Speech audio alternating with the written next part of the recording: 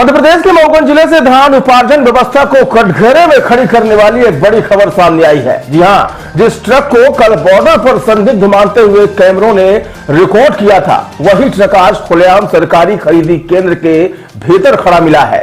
सबसे गंभीर बात यह है कि इस पूरे मामले में रिश्वत के लेन देन की चर्चा वाला एक वीडियो भी सामने आया है। मऊगंज कलेक्टर संजय जैन के सख्त रुख के बाद प्रशासन अब हरकत में आया और देर रात बड़ी कार्रवाई की गई।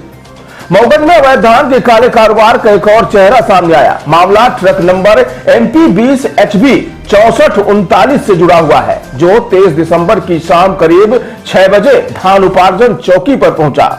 चौंकाने वाली बात यह है कि यह ट्रक बिना किसी वैध दस्तावेज के मध्य प्रदेश की सीमा में दाखिल हो गया। सूत्रों के मुताबिक बॉर्डर पर इस वाहन को लेकर पैसे के लेन देन की चर्चा थी, जिसकी तस्वीरें कैमरे में भी कैद हुई। मामले की गंभीरता को देखते हुए कलेक्टर संजय जैन के निर्देश पर देर रात करीब 9 बजे प्रशासन ने कार्रवाई की।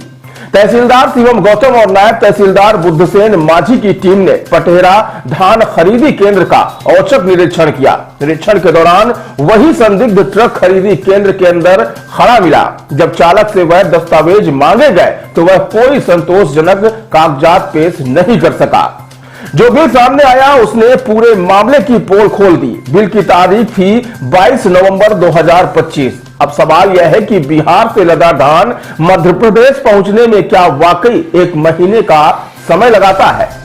यह साफ संकेत है कि पुराने और फर्जी बिलों के सहारे बड़े पैमाने पर अवैध धान खपाने की कोशिश की जा रही थी। प्रशासन ने धान से लदे ट्रक को तत्काल जब्त कर लिया है और पूरे मामले की विस्तृत जांच शुरू कर दी गई है।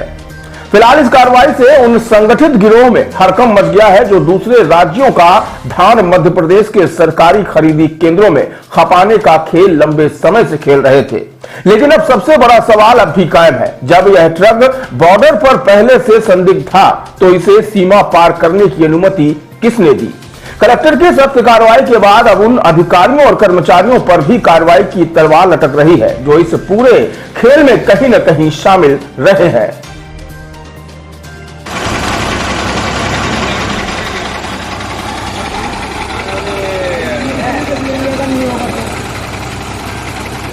पैसा दिखा वाला पैसा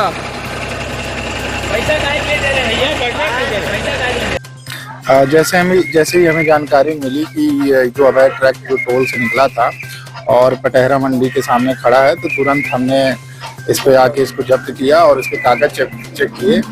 और कागज में इनके पास डिमांड लेटर नहीं था, इनके पास मात्र टाटा पर्ची और बिल था। और इसके बाद हमने देखा कि इनके पास पर्याप्त साक्ष्य नहीं है, तो इनको इस ट्रक को हमने जब्त कर लिया और जब्त करने के बाद मंडी प्रबंधक को हमने सौंप दिया है। आगे की जब ये पर्याप्त दस्तावेज प्रस्तुत कर देंगे, अगर संतोषजनक इनके दस्तावेज रहेंगे तो इनको रिलीज किया जाएगा। इनके पास जो बिल्टी है 1 महीने पहले की डेट उसमें डली हुई है।